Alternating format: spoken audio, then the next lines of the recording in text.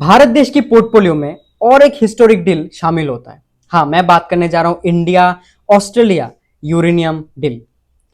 अब देखिए, 15 साल का जो हेजिटेशन था ऑस्ट्रेलिया को भारत के ऊपर कि ऑस्ट्रेलिया ये सोच रहा था कि भारत को यूरेनियम सप्लाई करे या ना करे, ये फाइनली खत्म होने वाला है, क्योंकि ऑस्ट्रेलिया ने ऑफिशियली कहा कि इंडिया को यूरेनियम एक्सपोर्ट करेगा।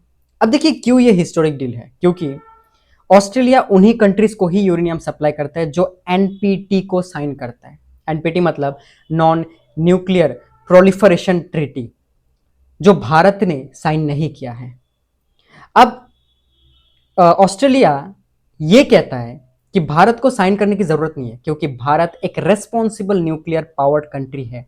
तो आप सोच के देखिए कि हमारी डिप्लोमेसी के लिए जो फॉरेन डिप्लोमेसी है वो धीरे धीरे करके ग्रो हो रहा है, ठीक है, एक स्ट्रांग हो रहा है, स्ट्रेटेजिक बन रहा है, ठीक है। तो भारत के लिए बहुत अचीविंग है।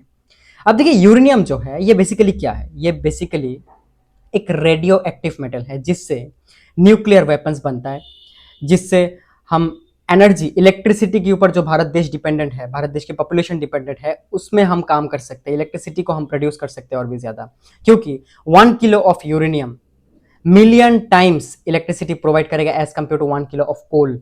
अब हमारे भारत देश कोल के ऊपर बहुत ही डिपेंडेंट है, क्योंकि हम फॉसिल फ्यूल के ऊपर डिपेंडेंट है, ठीक है।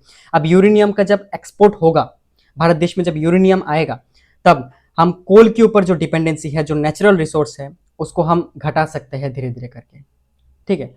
तो इसमें क्या, हमारी सस्टेनेबल डेवलपमेंट के ऊपर हम लोग फोकस कर सकते हैं। तो ये बहुत ही अच्छा डील है, बहुत ही अच्छा अचीविंग है हमारी जो फॉरेन पॉलिसी के ऊपर भी और हमारी भारत देश की छवि के ऊपर भी, ठीक है। तो आगे भी ऐसा हिस्टोरिक डील शायद देखने को मिलेगा।